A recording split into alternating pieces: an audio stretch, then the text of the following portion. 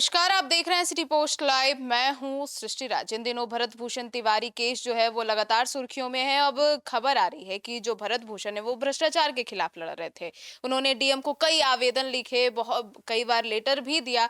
अब ऐसे में बहुत कुछ है, खबर है जो सामने आ रही है और भरत भूषण को लेकर क्या चल रहा है और क्या कुछ होने वाला है, ये विस्तार से जानते हैं चीफ एडिटर श्रीकांत प्रत्युसर से। सर, ऐसे में तो प्रेसिडेंट हाउस से भी नोटिस आया था इस पर, तो क्या हो रहा है? चीफ सेक्रेटरी क्या पहले कर हम रहे हैं? शुरुआत करते हैं डीएम से। जी।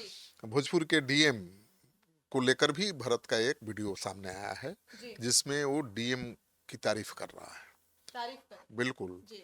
उसको तो पता है कि उसका इनकाउंटर होने वाला है, उसको खतरे का एहसास हो रहा है, बोल जी। रहा है कि ये लोग जरूर मार देंगे मुझे, लेकिन भोजपुर डीएम के खिलाफ कोई कार्रवाई नहीं होनी चाहिए, ये बोल रहा है। जी। मतलब डीएम के एक्शन से वो खुश था, लेकिन ये भी कह रहा है कि डीएम साहब ने एक्शन लेना तो शुरू किया था, मेरी बातें सुनी थी, लेकिन उसके बाद पता नहीं क्या हुआ कि उनके स्टैंड में भी बदलाव आ गया। जी।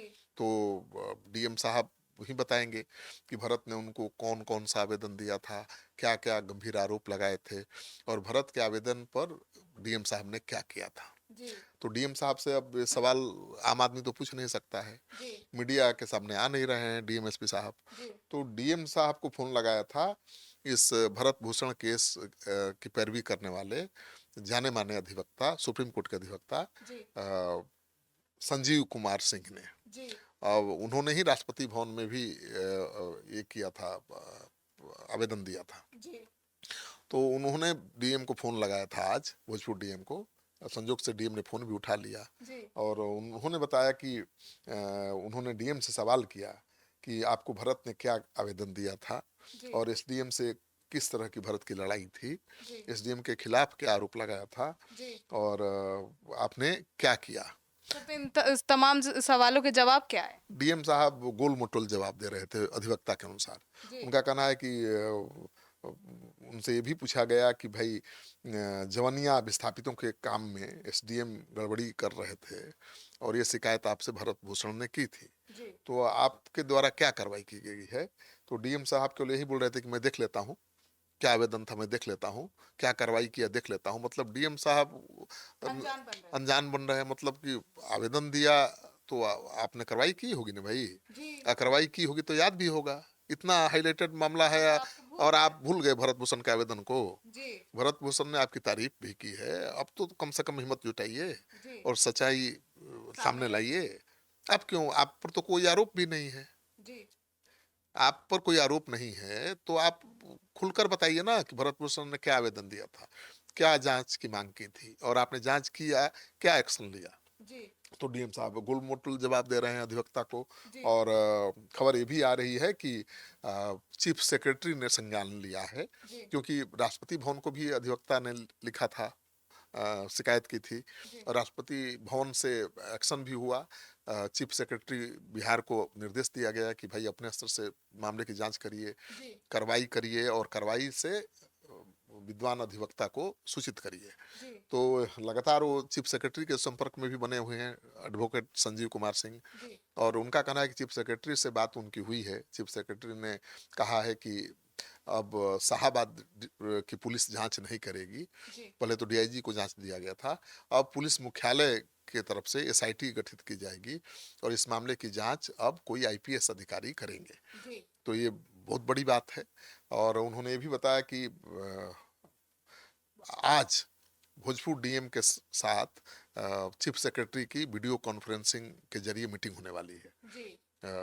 तो ये बड़ी बात है, मतलब जो चीफ सेक्रेटरी हैं राष्ट्रपति भवन के निर्देशों को गंभीरता से ले रहे हैं। जी। उन्होंने ऐलान कर दिया है कि एसआईटी की गठन होगा, पुलिस मुख्यालय खुद मॉनिटर करेगा, आईपीएस अधिकारी एसआईटी के हेड होंगे। जी।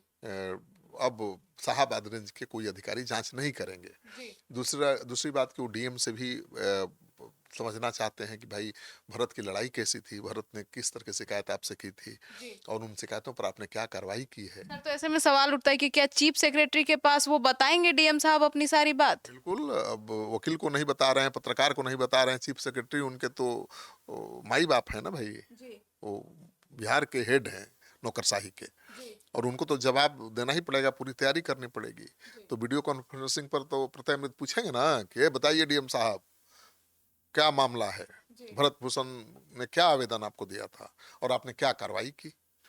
तो आवेदन दिया था वो भी जुटा रहे होंगे, फाइल खोज रहे होंगे, हालांकि उनको पहले से खोज लेना चाहिए था। पर अब अब भरत की बात सामने रखनी चाहिए थी तो हीरो हो जाते डीएम साहब।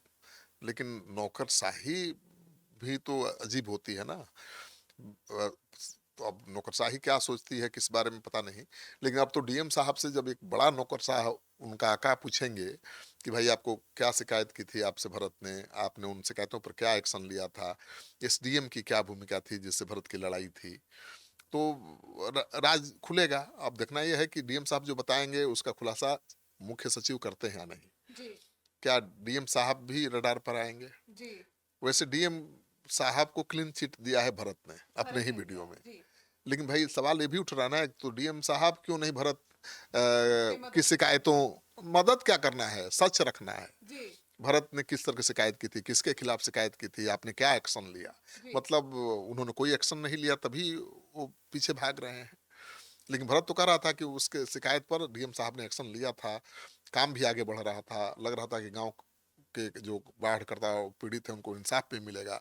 लेकिन फिर पता नहीं उन पर कौन दबाव बन गया। भरत ये भी कह रहा है कि किस दबाव के तहत वो बैक हो गए, पीछे हो गए, लेकिन उनसे मेरी कोई शिकायत नहीं है, भी कह रहा है। तो मतलब अब ये भी सवाल उठता है ना कि आखिर कौन थे जिन्होंने डीएम साहब को रोक दिया? हाँ बिल्कुल, तो वही तो बात है कि कौन था जिसने भरत को सरेंडर करने के बाद गोली मारने का आदेश दिया। वो कौन था जिसकी वजह से भरत पुलिस के निशाने पर आया।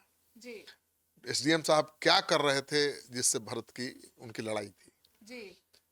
डीएम साहब से शिकायत की थी भरत ने, कार्रवाई भी शुरू की, फिर क्यों उस कार्रवाई रोक दी, उनको उन पर किसका दबाव था, कई सवाल उठेंगे।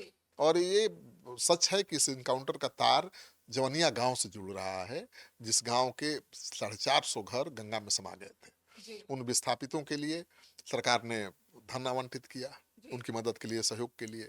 और भरत का कहना था कि उसी में गड़बड़ झाला है, एसडीएम साहब गड़बड़ घोटाला कर रहे हैं। और इसी को लेकर एसडीएम के साथ उसकी लड़ाई भी थी। एसडीएम साहब ने इतना अपमानित किया कि वो आपे से बाहर हो गया, और पूरे देश का या पूरे बिहार का या सत्ता के शीर्ष पर बैठे हुए प्रभुओं का ध्यान आकर्षित करने के लिए उसने गलत तरीका अपना लिया, हथियार लहरा दिया। अगर लेकिन हथियार लहरा दिया, हथियार खरीद लिया, किसी को गोली तो नहीं मारी, तो सरेंडर करने के बाद उसको गोली मारने का कोई औचित्य नहीं था। वो इतना बड़ा अपराधी भी नहीं, इसको कोई ठहरा नहीं सकता सही। देखिए 16 दिन बाद एक और एनकाउंटर हुआ है अभी बिहार में, आज कल हुआ है मतलब, और 16 दिन बाद इनकाउंटर हुआ है।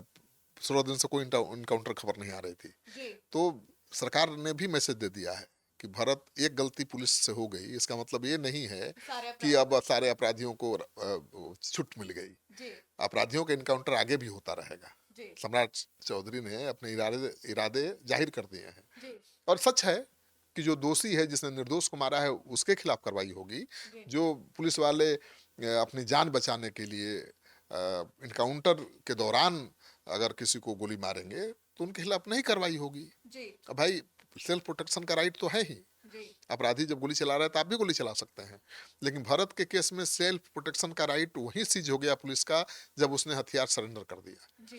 तो जब आपका सेल्फ प्रोटेक्शन का राइट सीज ही हो गया, तो फिर आपने पकड़ के गोली कैसे मार दी? सवाल ये भी उठ रहा है। प्रत्यक्षदर्शी कह रहे हैं कि 3 ही गोली मारी गई थी, पैर में मारी गई थी। वहां का दरोगा कह रहा है, जो लीड कर रहा था ऑपरेशन को, और 5 गोलियां शरीर से निकल गई। तो सवाल अब तो सब लोग उठा रहे हैं कि भाई 2 गोली कब मारी गई, कहाँ मारी गई? क्या भरत को घायल होने के बाद अस्पताल ले जाने के रास्ते में मारी गई? तो खुद ही पुलिस अपने रडार पा गई। तो सुना आपने, तो अब देखना होगा, और इन तमाम सवालों के जवाब अब देखना होगा कि क्या बोलते हैं डीएम साहब जब चीफ सेक्रेटरी उनसे कल मीटिंग करते हैं वीडियो कॉन्फ्रेंसिंग के दौरान। अपडेट्स लेकर सबसे पहले सिटी पोस्ट लाइव आपके पास पहुंचेगा। तब तक के लिए जुड़े रहिए हमारे साथ और देखते रहिए सिटी पोस्ट लाइव। धन्यवाद।